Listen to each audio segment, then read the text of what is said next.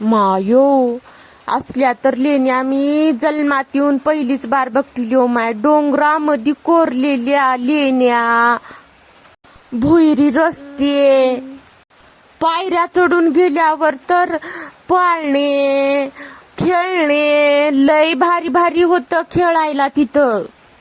घनदाट जंगलामध्ये निसर्गरम्य ठिकाणी हे पर्यटन स्थळ आहे. मंजन हत्ती बेट. हत्ती बेटचा पूर्ण व्हिडिओ बघायचा असल्यास माझ्या चॅनलवर अपलोड केलेला आहे, तुम्ही बघा.